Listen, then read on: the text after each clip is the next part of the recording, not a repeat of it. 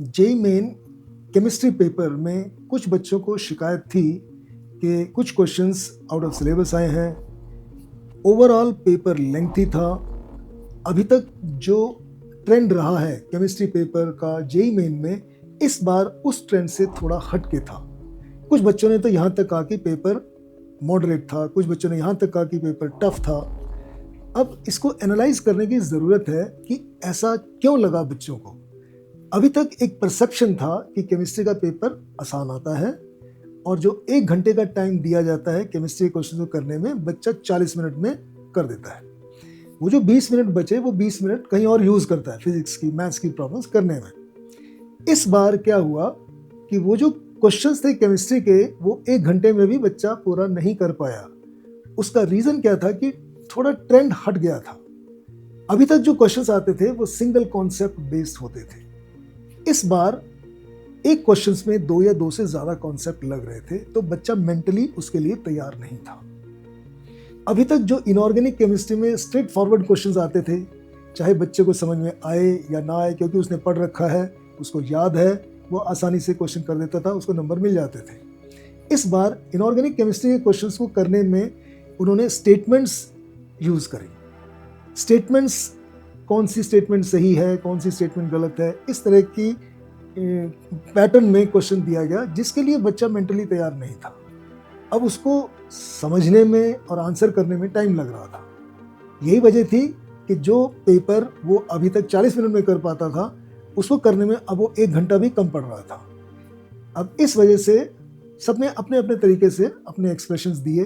कुछ बच्चों ने कहा कि क्वेश्चन पेपर मुश्किल था, कुछ बच्चों ने कहा क्वेश्चन पेपर लेंथी था। लेकिन क्वेश्चन जो है, सारे के सारे क्वेश्चन एनसीईआरटी बेस्ड थे। अगर बच्चे ने एनसीईआरटी ठीक से पढ़ी है, फोकस्ड तरीके से स्टडी करी है, तो मुझे नहीं लगता कि क्वेश्चंस मुश्किल थे। हाँ, ये बात सही है कि क्वेश्चंस में 2 या 2 से ज़्यादा कॉन्सेप्ट्स यूज़ हुए थे। अब जब आपने कॉन्सेप्ट्स पढ़ रखे हैं, उन्हीं कॉन्सेप्ट्स को ही तो हमने यूज़ करना है ना, सिर्फ प्रैक्टिस करने की देर है। यही वजह है कि ये जो पेपर था, पिछले सालों के कंपैरिजन में पेपर थोड़ा मुश्किल था। यहाँ से बच्चा सबक सीखेगा कि जिस तरह के क्वेश्चंस आते हैं जेईई मेन में, उसी तरह के क्वेश्चंस की प्रैक्टिस करनी पड़ेगी। जो सेशन 1 में क्वेश्चन पेपर आए हैं, उन्हीं पैटर्न पर वो क्वेश्चंस की तैयारी करेगा, अच्छे से इक्विप होके जाएगा। जो अप्रैल में सेशन 2 स्टार्ट होगा, उसके लिए वो अच्छी तैयारी के साथ जाएगा, तो मुझे नहीं लगता कि उसको कोई दिक्कत आएगी। वहाँ पर उसके नंबर इससे काफ़ी बेहतर आएंगे। इस बार ऐसा भी बच्चों ने आके बताया, और जब हमने पेपर खुद एनालाइज करके देखा, तो ऐसा हमने नोटिस किया कि सेम डे में जो शिफ्ट 2 में पेपर था, वो उसी दिन के शिफ्ट 1 के पेपर से थोड़ा मुश्किल था। हो सकता है पेपर बनाने वालों ने इंटेंशनली ऐसे किया हो, क्योंकि जब शिफ्ट 1 में पेपर आ गया, बच्चों को आइडिया लग गया, तो एग्जैक्टली वैसा ही पेपर शिफ्ट 2 में नहीं आया। नहीं तो शिफ्ट 2 के बच्चों को एडवांटेज मिल जाता, उनको टाइम मिल जाता उस तरह के क्वेश्चंस को एक बार देखने के लिए। अभी इन्होंने क्या किया, शिफ्ट 2 में क्वेश्चंस का लेवल थोड़ा डिफरेंट कर दिया। तो अब क्योंकि वो लेवल डिफरेंट हो गया, तो क्वेश्चन का डिफिकल्टी लेवल भी बढ़ गया। यही चीज़ ऑब्जर्व की गई। जिन जिन दिन जेईई मेन का एग्जाम हुआ, शिफ्ट 2 का पेपर शिफ्ट 1 से थोड़ा मुश्किल था।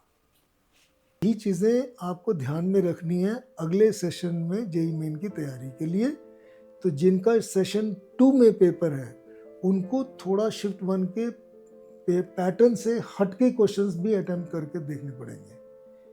तो मेरी शुभकामनाएं उन सब बच्चों के साथ हैं जो सेशन 2 के लिए जेईई मेन की तैयारी कर रहे हैं।